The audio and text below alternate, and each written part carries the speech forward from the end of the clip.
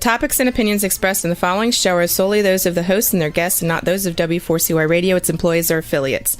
We make no recommendations or endorsements for radio show programs, services, or products mentioned on air or on our web. No liability, explicit or implied, shall be extended to W4CY Radio or its employees or affiliates. Any questions or comments should be directed to those show hosts. Thank you for choosing W4CY Radio.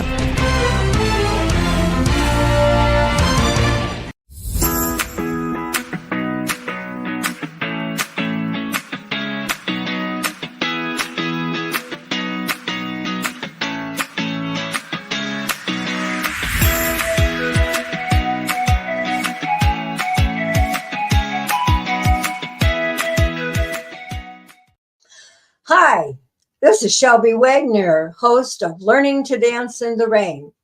And today I am very happy to welcome to my stage here Louise Baxter from the United Kingdom. And we're going to be discussing why scam victims remain silent. They're silenced voices. Why are they afraid to talk out? Louise, would you join me now, please, on center stage? Hi, how are you? Hi, I'm fine, thank you. Thank you for having me on. Oh, you're very welcome. Thanks for coming with me. So would you like to tell us a little about yourself? So I'm Louise Baxter, and my job is head of the National Trading Standards Scams team within the UK. I cover England and Wales pretty much and deal with predominantly letter scams and telephone scams to try and stop them from getting into the UK system. I see trading is, you said trading, national trading standards scams? Yes. That sounds like an interesting thing to hear about sometime. But today, let's talk about consumer vulnerability.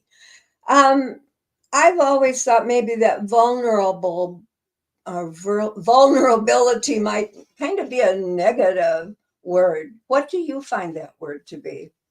Well, it is seen as a bit of a stigma, and when we use the words vulnerable, it's viewed as weakness, which is why people don't self-identify as vulnerable as well. It's a really tricky one. So we like to call it situational vulnerability, or you're vulnerable because of what's going on around you, which means anybody can be vulnerable at different times.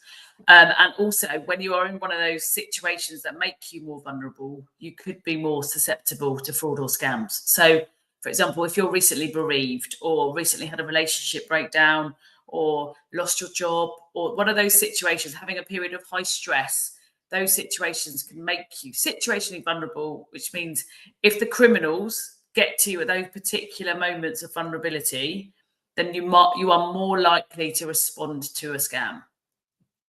Oh boy, that sure fit me, because my husband had died, and 6 months later, I sold our house that he had created and built, and I was packing up, getting ready to move back to Michigan to be nearer my family. And boy, oh boy, did I know. But I was sick and I didn't know it. So I had all those things going on at the time that it happened to me.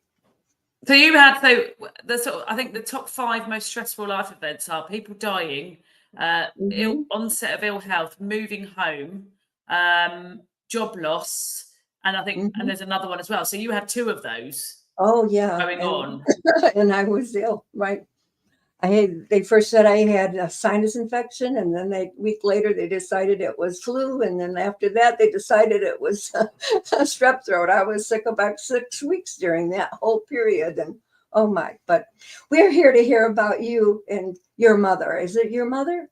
So obviously this is what I do for my job. So I try and prevent people from being scammed, and I talk about it all the time now. So one of the things I do for my job is around trying to take away the blame and the shame that victims often feel when they are a victim of a fraud or a scam, because even the language we use around it is shaming for a victim. So we say things like you were vulnerable, or you fell for it. And we wouldn't say, for example, you fell for a mugging or you fell for a murder. We wouldn't use the same language when we're talking about victims of crime. So what we tend to do with victims of scams or fraud is we place a lot of the blame back onto the victim. And I have lots of conversations with my mum about this. And my mum isn't somebody I would consider to be situationally vulnerable. She's extremely internet savvy. She knows what she's doing, but she was having a period of vulnerability. She wasn't particularly well. She had COVID, and she wasn't very well after COVID.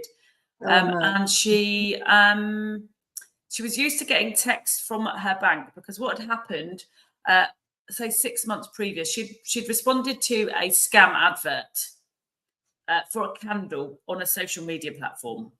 And then what happened is the criminals had taken her data, and then they had sold her data. So what we find with the criminals is they will take your data, they will then sell it from organised crime group to organised crime group. So what they're doing is they are trafficking for personal information, because your information is a really valuable commodity. So she was used to getting scam emails and scam text messages and texts from her bank to say, there's been some authorized activity on your account. We need to reissue your cards, because of this advert that she'd responded to. She got a text message one night, late at night, which she thought was from the bank, and she rang the telephone number on the text, and the chap at the end of the telephone talked her through the things that had come out of her account that shouldn't have come out of her account, talked to her about the fraudulent activity, went through the whole process with her to reissue her bank card. It just so happened my sister happened to ring her just after, and my sister was like, "You didn't ring the number on the text, did you?" And my mum was very much like, "I know exactly what I'm doing, Emily. I've done this loads of times before. But then rang the bank, and it transpired that the person that she'd actually been speaking to was a criminal impersonating the bank. And he had, in the very short time span, bought lots of things from her bank account and taken out a loan in her name. Managed to get it all stopped, but she was treated as if she had done something wrong. So we call that secondary victimization. So what happened to her was secondary victimization. So you're a victim of a crime. You then are secondary victimized by either people, your family, or by law enforcement, because there's this blame. Why did you respond to that? Mm-hmm. Why did you do that? Similar to domestic abuse. Why did you stay with him? Why did you leave? We put the same shame and blame on the victims in both scenarios. Yes, I can relate to that very well. With my family, not only my family, but later on with the pig butchering scam that I had gotten involved with, hoping to make some extra money to pay the publishing fees that I had for my book, And then I lost the money because it was a scam. And then there was another way. Oh, yeah, we can help you get your money back. And I was hoping so much that it was telling me the truth. And of course, my daughter and my son, they all told me, "No, Mom, this is a scam too. But you get so far into it, you want it to be real." Right? Because if you think about pig butchering scams as well, they start, and I don't know all of the particular details of yours, but with a pig butchering scam, they start with a relationship. So you're having a relationship online with somebody, and what happens as well is when it's in a relationship that's based on the written word, it's actually, and I learned this the other week, it's actually more intimate than having a relationship with somebody in person. Because what we do is we project all of our hopes, our desires, our wants onto the written word that we see. So we're placing the tone on those things. So if we want, and I separated from my children's dad like 6 years ago. So I've had to date in my 40s. So I get it. It's like the wild, wild west as well, trying to date in that situation. So if you're in a place where you go, right, I'm going to do this, and you get into a relationship, you're projecting. If you're potentially vulnerable because of things that have happened to you as well, and you might not be aware of those vulnerabilities, and your mental health might not be as healthy as it could be, again, but you're not necessarily aware of that. All of your wants and your hopes, you project into what you see written down. And again, what are we as human beings without hope? Like we have to have hope that there's a happy ending, because otherwise, what's the point? There is no point. So we project all these things into the written word, which in our heads then means we're in a much more intimate relationship than maybe we are, which means We turn red flags into daisies. We miss them. We skate over them. So it's normal human behavior to do that. And then with the pig butchering, what they end up doing is, because you're then what deemed to be a friendship or a potential romantic relationship with whoever you're speaking to, they talk to you about an opportunity that they've got from an investment perspective. And they're so clever because it's coercive control, it's abuse. They abuse you and coercively control you into inviting yourself into the scam. Oh my God, I want to invest in that. So again, they're not even you're inviting yourself because of the way that they've managed to manipulate you and coerce and control you and gaslight you and all of the things that they're doing to get you into it's called a hot state, so that then you make decisions you might not have made in that situation. And then you invest and you see your investment going up. And then when you pay to get your money out, that's when you lose your money. That's right. But those victims lose their money and their friend or romantic interest as well. Right. So we don't take that into consideration when we're talking about victims, and we still use, oh, they're stupid. Oh, they were greedy. No, they're not. They're just a human being looking for connection. That's a very good way to put it, Louise. Thank you. And and also, like, no one in the world, like not everybody in the world is looking for that, because that's what everybody's looking. It's a basic human desire. And then we treat these people we treat these victims of crimes like they're doing something, they're seeking something outrageous. Or that it's stupid to seek human connection, especially after the last few years with the pandemic. Why wouldn't you? It really makes me cross that people are treated so badly when they're a victim of a crime, when these are organised crime groups targeting people when they're at their lowest ebb and using that vulnerability to exploit them for money, personal information, whatever that is. And then they continue to do that. Then you get, like you say, the refund scam that comes next. Don't worry, we'll get your money back for you. Same organised crime group. They've just sold your details onto another crime group. Yeah. And I believe I read in your thing something about a suckers list. Yeah, so again, it's a terminology that the criminals use. I hate it because it makes it sound like people are suckers, but it's the terminology that the criminals use, which is once you've responded to one scam, you're even more valuable as data. So therefore, because then they put markers against your name. So like Shelby will respond well to crypto, or Shelby will respond well to romance scams. Shelby likes this sort of personality type, etc. Then your data is harvested, and then they can sell you on to an organised crime group. That list is called a suckers list. It's essentially a victims list that is sold on to other criminals so that they will know how to more effectively target you to get your money from you.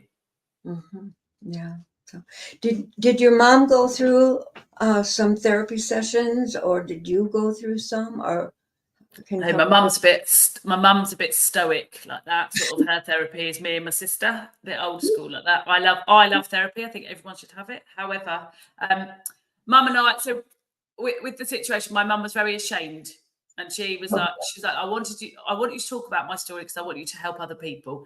She didn't want to talk about it because she was embarrassed and she felt ashamed, and she got very anxious afterwards, and kept saying things like, why was I so stupid? I can't believe I did that. Oh, it's my fault. And everything I talk about at work and everything I campaign about nationally was happening right in front of me. So giving me actual lived experience of it with my mum. And this approach doesn't work for everybody, but in our family, we're very direct and have quite a tough love scenario with each other. It's very tough. So we made jokes about it. Like, she takes my children to school, so we made jokes like, don't get scammed on the school run, which is not appropriate. We made jokes so that she would see that it wasn't quite so heavy. And then the conversation sort of veered into that when she would say things like, I'm just so true, it's my fault. I got cross with her. I was like, think about the words that you're using. This is what I talk about all of the time. How are we supposed to change the way the nation and everybody else treats scam victims if I can't convince you, my mum, that it's not your fault and that you are a victim of a crime? And whether or not you want to see yourself as a victim or a survivor is completely subjective. So again, similar to we've done a lot of work mapping domestic abuse and the similarities from a victim, shame and blame, but also the tactics the criminals use. because it is coercive control in both situations.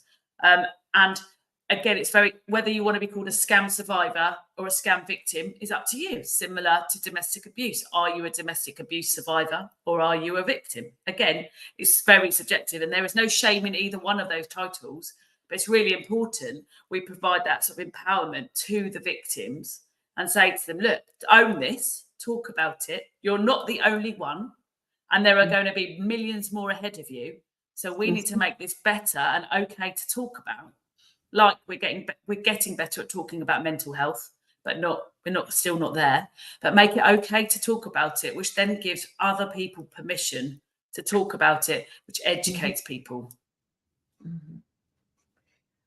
Yeah, I when I discovered it was a scam, the first one, and I decided to write the book, Learning to Dance in the Rain, I thought, did I really want all those people to know how dumb I was?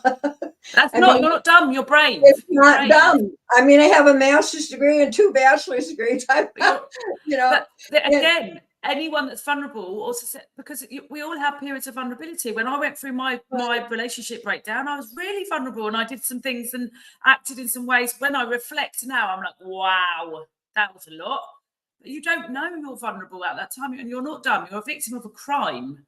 Right. I want the people to know that you're not to blame. If you're a victim, it doesn't mean that you were to blame. So stop blaming yourself. Yeah. And you're very brave to talk about it, to talk about it publicly, because a lot of people don't like to talk about things that have happened to them publicly because of the shame that they feel for themselves. Because with scams and fraud, a lot of the time, if somebody just steals your bank account, or like steals your like, so you're mugged on the street, somebody takes your purse or takes your wallet on the street, you there's nothing you can do about that. Sometimes with being scammed, you're involved in it. You have to do something to be scammed, which is where the blame and the shame comes, which is again similar to like there's a lot of studies around coerced debt and domestic abuse and economic abuse, which is similar to scams and fraud.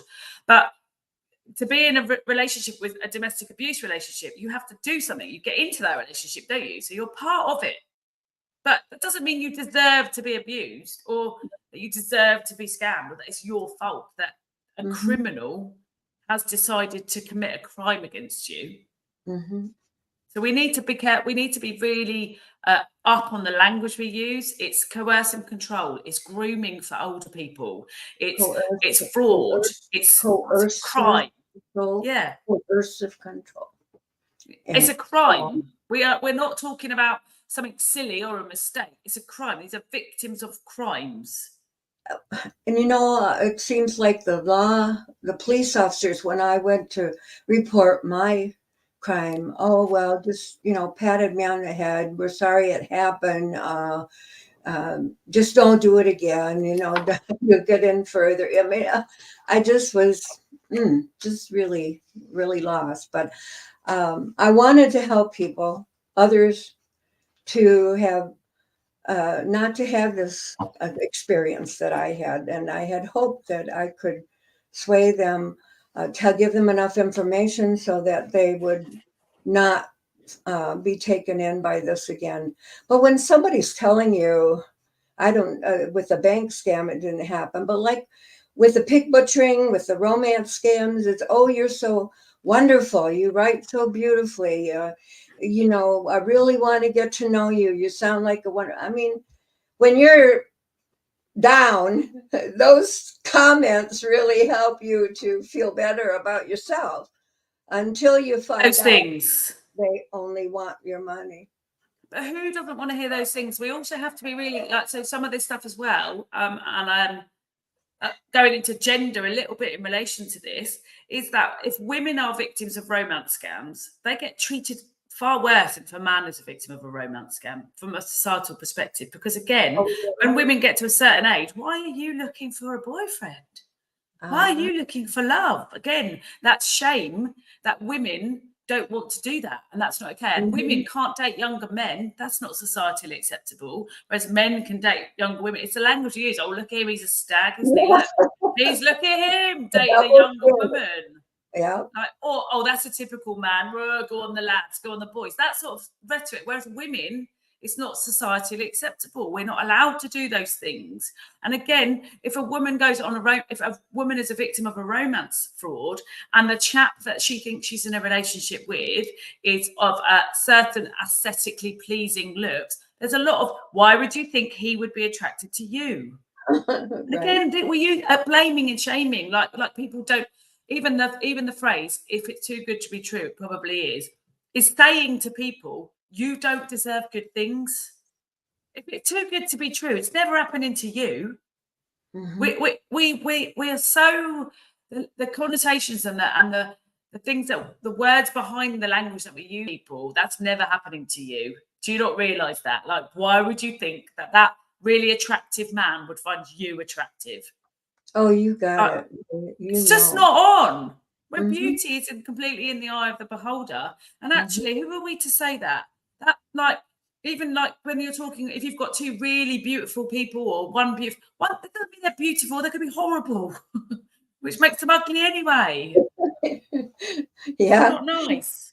You know, when I was telling people about my book, and then they'd stand there right to my face, and they'd look away, of course, and they'd shake their head, and they'd say, I just don't understand how anybody could fall for a romance scam. And I'm standing there, hey, buddy, I'm right here. You're insulting me. Yeah. And you don't even know it. So I tried not to be offended, but you know, that's what they were doing, is insulting me. Unintentionally. Oh, and in an in-person. So if you think about an in-person romance scam, you do actually meet the person, but they take your money.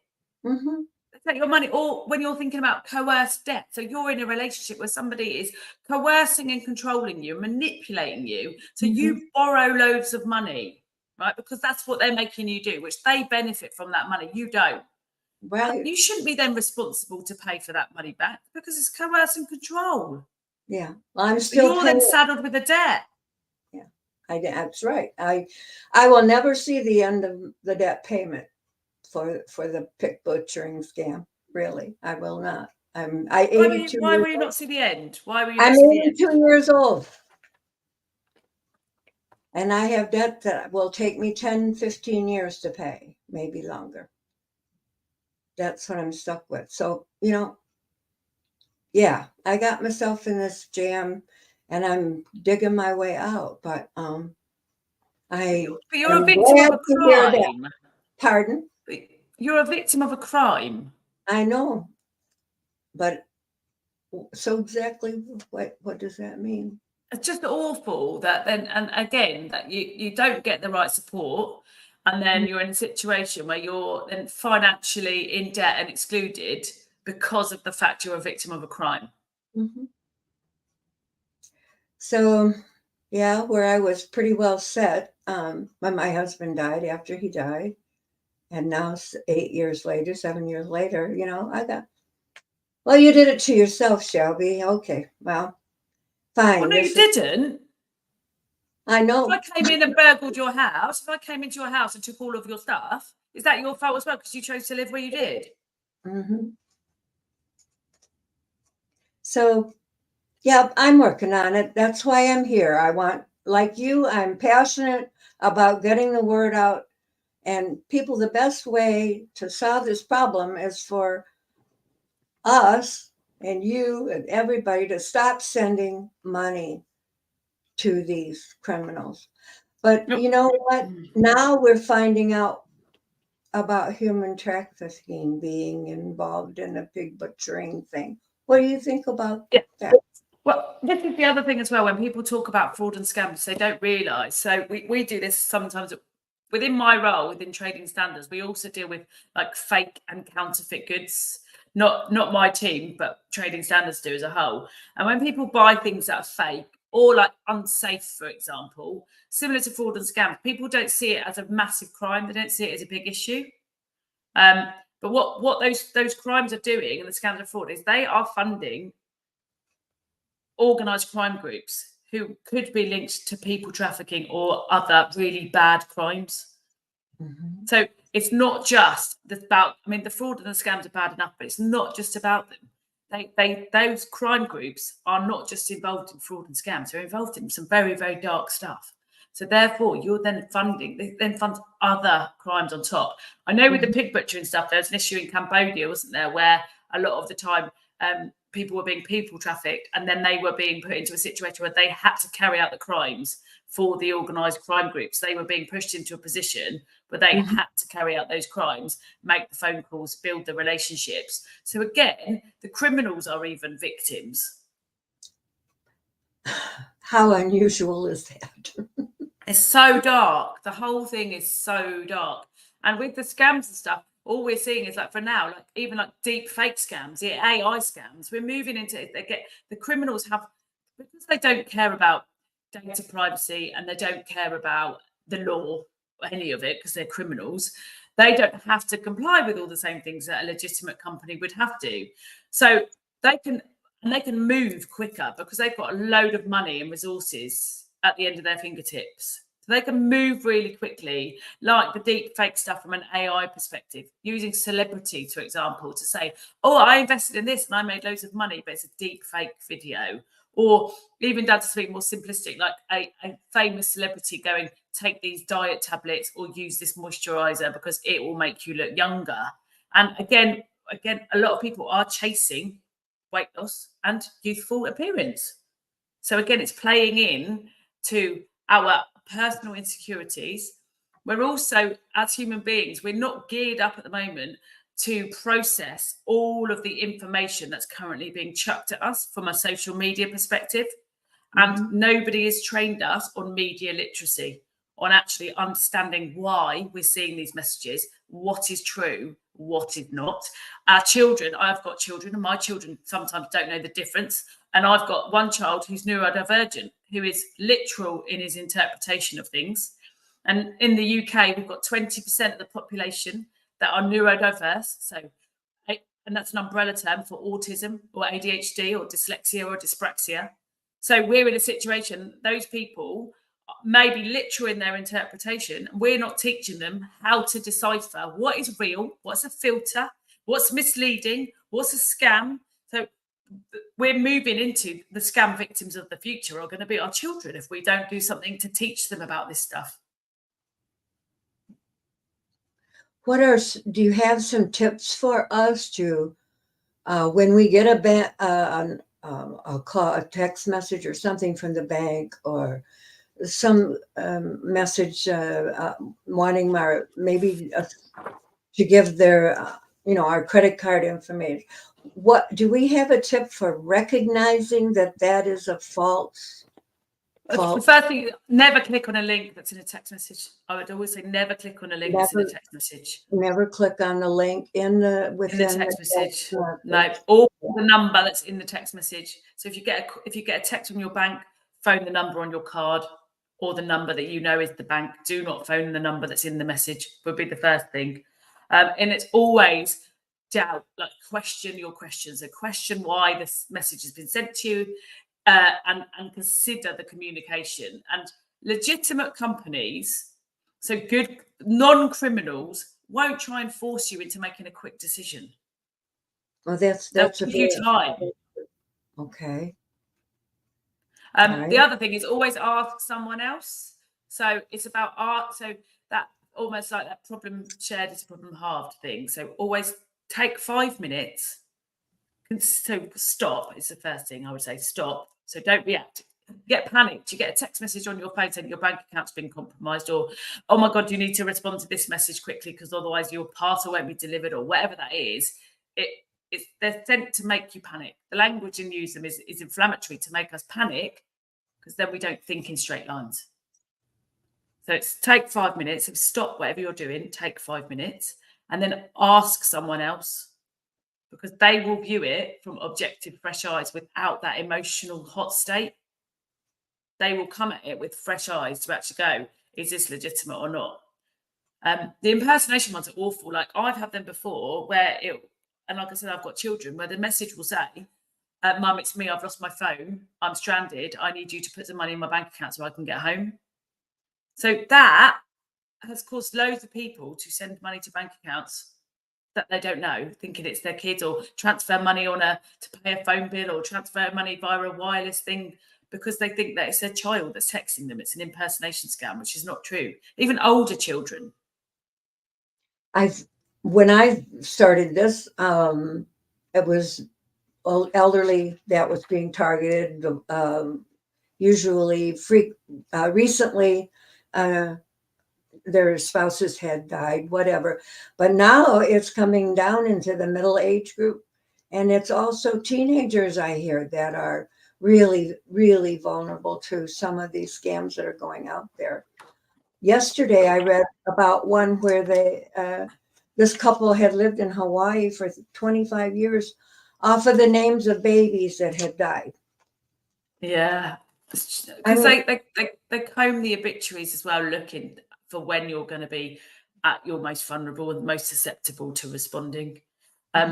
We've often, within the UK, we're in sort of a bit of a mental health pandemic, and one of the biggest there's a huge amount of people that have been affected from the pandemic. We're just starting to see what that looks like now, but one of the largest affected groups are our young people. So like our under 25s were really affected by the pandemic. So these people are also more susceptible to fraud and scams now, because we're seeing such a dramatic increase in mental health. And mental health causes you to be situationally vulnerable. So potentially you could respond to a scam or a fraud. Mm-hmm. Wow. We're not going to arrest our way out of it. We're not going to be able to like take down all the baddies and the criminals. So the way we've got to do is to build this community resilience by having these sort of conversations, so that we can educate, make it okay, get people to ask questions, get people to share their experiences, because peer-to-peer support. So Shelby, what you're doing by sharing your story, it's going to make lots of other people go, do you know what, I'll share my story too. Or I'll talk about that. Or actually, do you know what? I don't need to feel ashamed. I can talk about the fact that I've been a victim of a scam. So the peer-to-peer support is completely invaluable. Also, teaching children in schools about this stuff, because what we've seen within the UK is where you generally now have like both parents go to work, grandparents pick children up from school. Now, I don't know about you, but my kids, if I don't speak to them within the first sort of half an hour of finishing school, I go, what happened at school today? They're like, nothing. Nothing. Nothing at all. Nothing at all. But you get them in the first half an hour, you get that download of all the information. So if grandparents are picking up, kids can go. If you give kids messages to give to grandparents, they will come out of school and they will go to nan, granddad, whomever. Oh, do you know about this? What about this? There's a common scam going around, or there's this misleading information going around, or misinformation. What do you think about this, nan? And grandparents will take it from grandchildren, because there isn't a power imbalance like there is with children and their parents, because executive function shifts. So with me and my mum, we are, so she's my parent and she's staying my parent for now, but there will come a point where it shifts and I take over because of her age. And that's generally what happens. And when she got scammed, I went, whoa, I'm not ready for this yet, mum. I am not ready for this, because my mum's my hero. She's like, she's an amazing human being. But that shifts, and there can be a bit of a power struggle from a parent to child relationship. So if you try and tell your mum, oh, don't fall for that, or don't do this, or like using the wrong language again, they won't hear it, but they hear it from their grandchildren, because there isn't that power struggle. Mm-hmm. All right. What should I do if I think I am being scammed by somebody? What's the first step? It's stop. Whatever you're doing in that situation, stop doing that. And then it would be talk to somebody you trust. Okay. At what point do you go to the police? And when you go to the police, what do you say? I would always encourage people to report it, because one of the main issues we have is it's grossly underreported, which means it's very difficult for us to identify where it's coming from and also what the true scale of the problem is, which means we don't get the government resources we need to be able to tackle the problem effectively, because it doesn't feel like as big of a problem as we know it is. So then with the police, it's just a case of just telling the truth and telling your story. And also firstly, go to your bank, tell your bank so that you can secure your money. So it would be if you're unsure, talk to someone you trust. Then it would be speak to your bank to protect your money, and then it would be report it to law enforcement.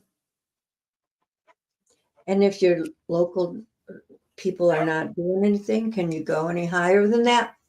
Or in relation to law enforcement? To the fact that, hey, I'm a victim here of the scam.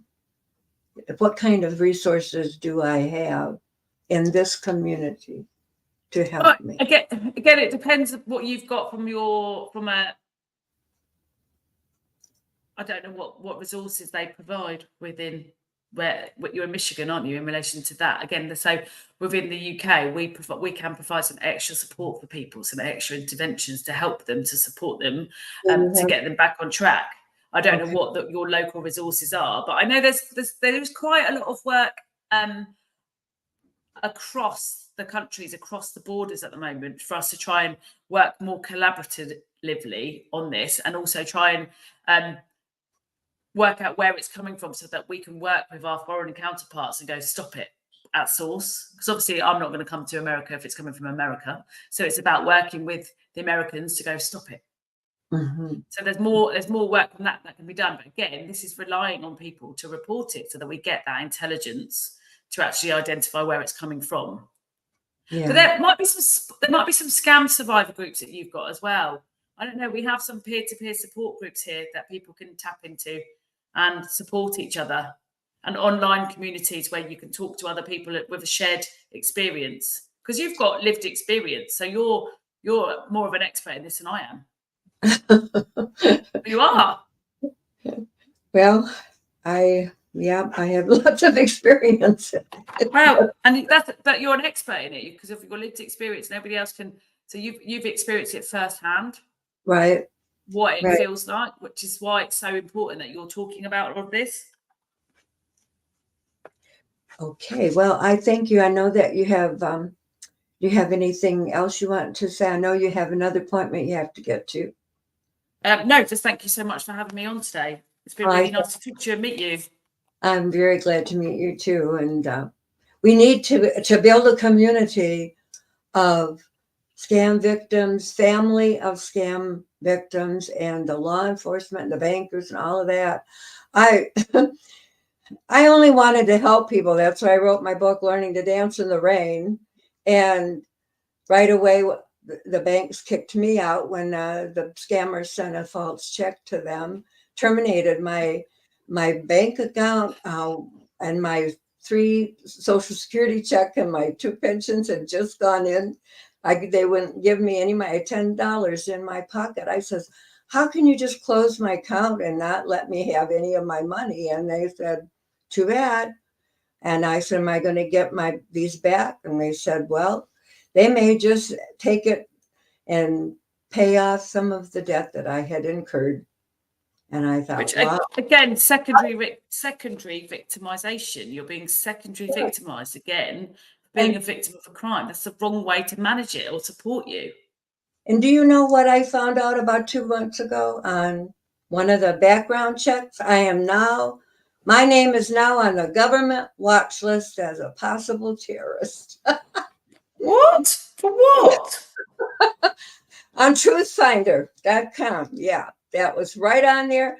Well, it has three things. I'm a possible terrorist. I'm a possible funder of terrorists. And I forgot what that third one was. But can you imagine?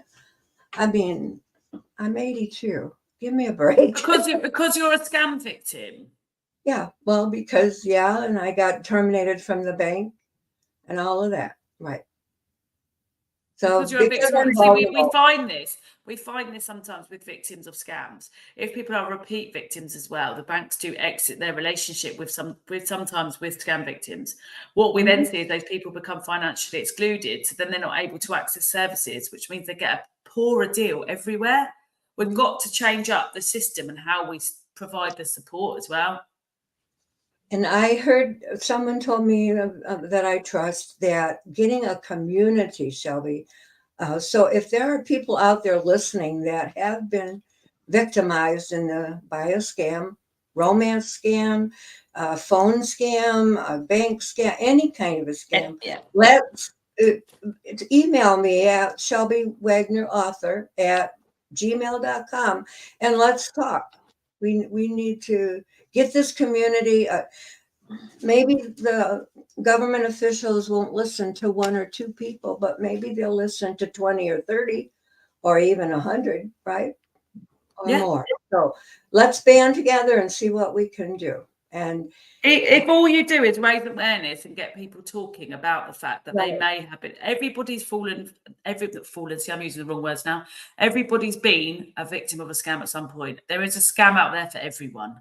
Okay, so the more people talk about it, the more people build their defenses against it, because the more people learn.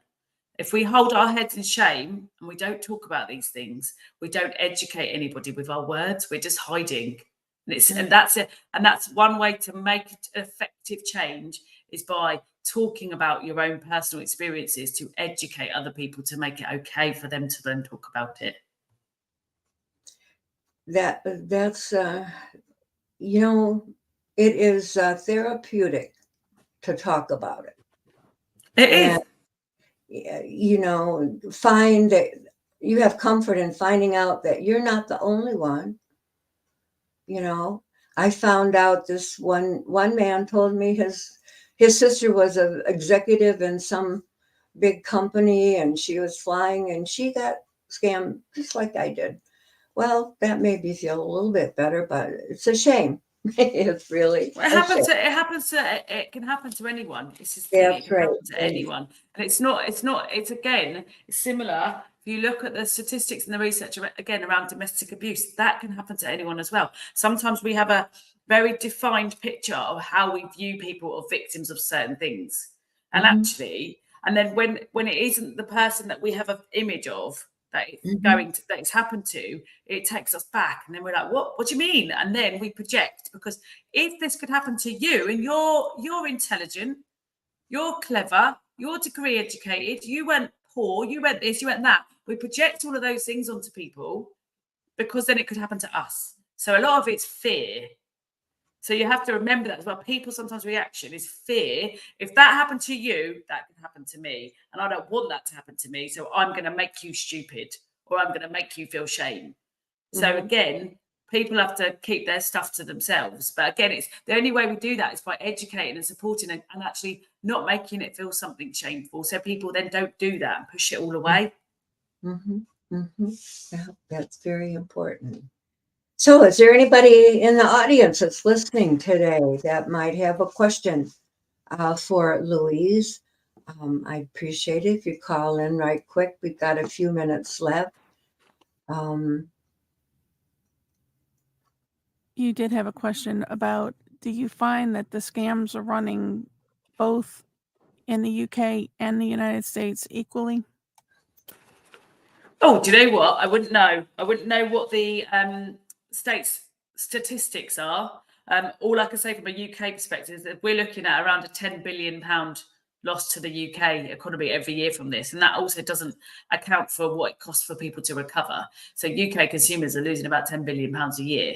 So I would say it's pretty much the same. But again, it depends on the characteristics of the community as well, to which scams are more effective. So I'm going to generalize, men tend to be more likely to be a victim of a high roller investment fraud, because they're high rollers. They're like a bigger risk, whereas women will lose smaller amounts. So again, it depends on the population and the area that you're talking about as well. This is a global epidemic, wouldn't you say so, Louise? Yeah, I would say it's a global issue. Absolutely, yes. Right.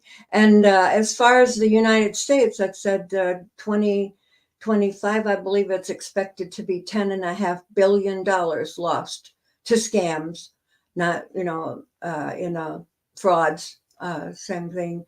And you know what I wrote my book? Yeah. It was only 145 million. And that was only in 18? That's 6 years ago, and now $10.5 billion.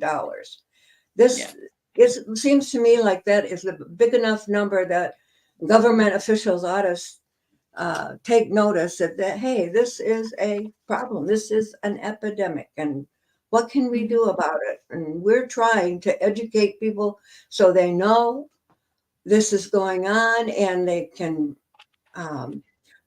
respond negatively instead of positively. But you know, the phone rings and you answer it, you're busy with something else, and they blabber about who they are and where they're from. And then they say, "Can you hear me okay?" If they say, "Can you hear me okay?" hang up the phone and don't say yes. It's trying to get you at busy times as well. So it's trying to get you when you're cooking dinner so that you're not thinking straight, or you just got from work, or you're trying to transition. Right, never can say what they never understand what they say. So I thank you very much again for being here, Louise, and sharing this with us. And I thank my audience for listening. And I want to say, hey, drop on over to Amazon.com and get your copy of Scams, my second book. It outlines 150 over scams and how to recognize them and what to do if you're thinking you're a victim of one. It gives 3 of my own victimizations that are in there, and that's your ultimate guide for helping to keep you and your family safe from financial fraud. And my first book, Learning to Dance in the Rain, I've been told people couldn't put the book down when they started to read it. So they're on Amazon.com. And next week, I want to tell you that our guest will be Ruth Mancino. She works at the Commission on Aging here in St. Joseph County, Michigan. And she's going to give us some tips for supporting your older citizens, your older members of the family. I believe they even have apartments in their beautiful facility in Three Rivers, Michigan.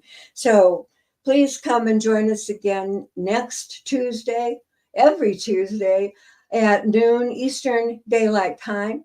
And you can see my past episodes on my website, Learning to Dance in the Rain, and on my YouTube channel at Shelby Wagner. And you can email me at shelbywagnerauthor@gmail.com. I'd love to hear from you. Let's see. I want to thank you again, Louise, for being here. And totally my pleasure. Is there a website people could learn more about? Is there a criminal? They can go on to a website called Friends Against Scams, which is www.friendsagainstScams.org.uk, and there's training on there and loads of materials and loads of information about different sorts of scams as well. And look at my Facebook page. I try to keep you filled in on some of the latest scams going on, and I appreciate every one of you for being here. Please tell others about my my Learning to Dance in the Rain podcast. They're on Amazon Music. They are on iHeartRadio, Spotify, Panas. I can't remember all those names. Anyway, you'll have to forgive me. I am 83 years old. But I'm going to say goodbye today. And thanks again for sharing with us your valuable insights, Louise. Bye now. Thank you. Bye. Yeah.